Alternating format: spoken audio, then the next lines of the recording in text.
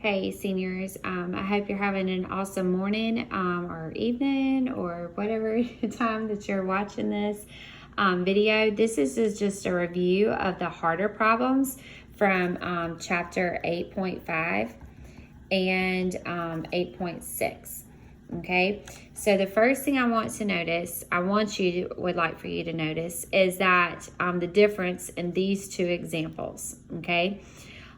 Giving you a second to write this down and get you caught up to me. And remember, you can always push pause, get it copied, and then tune back in. There's an important part of this problem that I need you to recognize, okay? If you notice, these are going to be two different types of problems. So the first one, I don't have a log on the right side of the equation, of the equal sign. So therefore, I'm going to have to do this problem a totally different way than what I'm going to do this problem. The second problem here, you notice that every term has a log. I have a log on the left side of the equal sign and a log on the right side of the equal sign.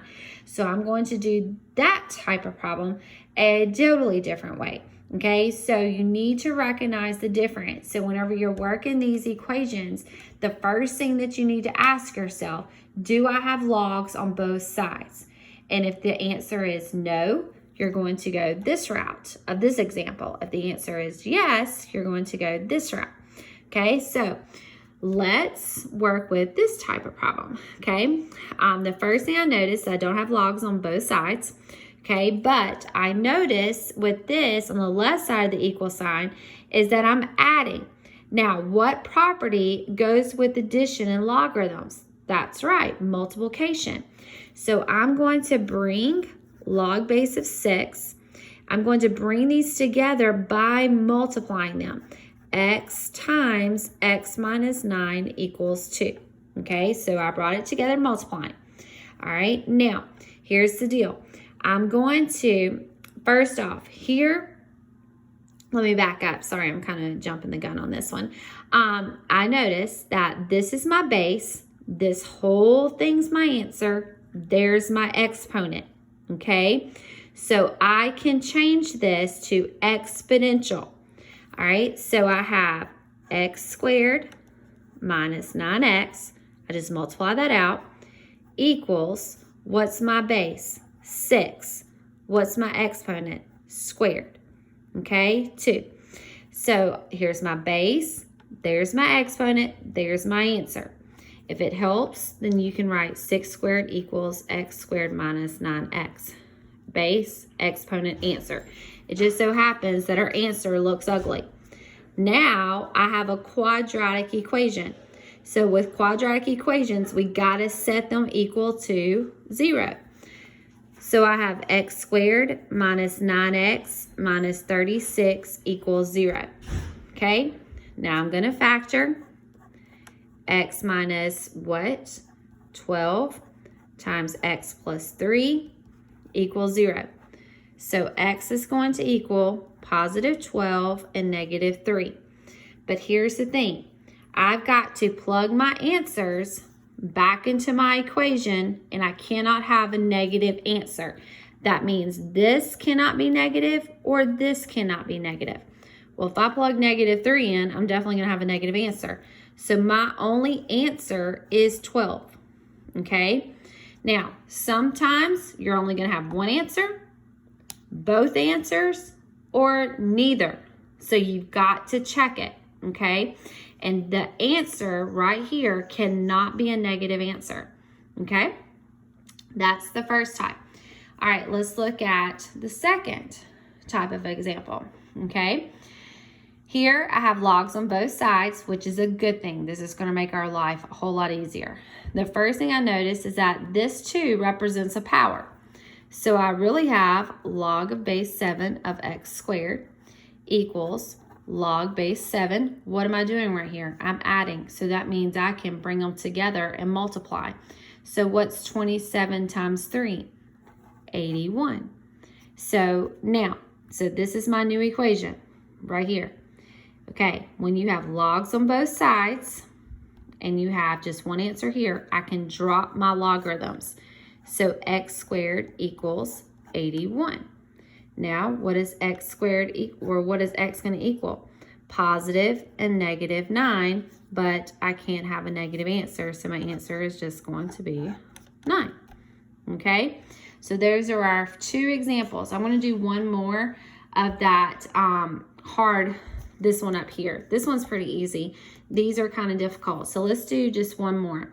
I have log of base 6 of x plus log base 6 of x plus 5 equals 2. The first thing I ask myself, do I have logs on both sides? The answer is no. So I'm going to have to put it in exponential form. So before I do that, I got to multiply those. So I have log of base 6 of x times x plus 5 equals 2. So now I can change it. I can have x squared plus 5x equals 6 squared. My base, my exponent.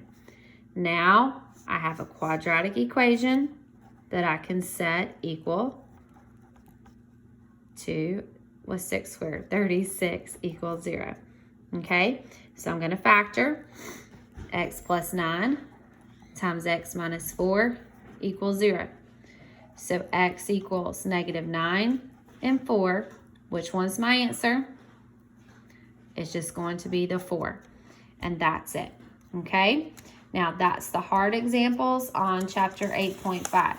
Now, I'm going to do the hard examples on 8.6.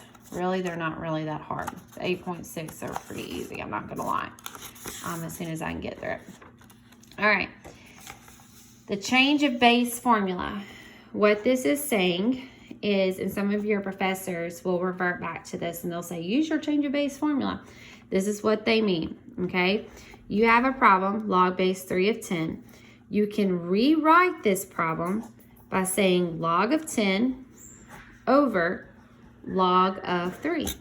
And that's going to give you your answer, okay? So I would punch in what is log of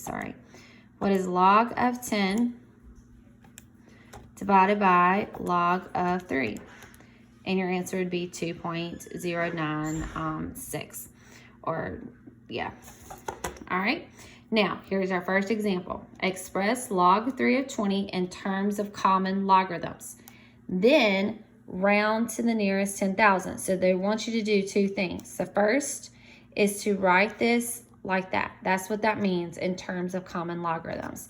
So I have log base 3 of 20 equals log of 20 over log of 3.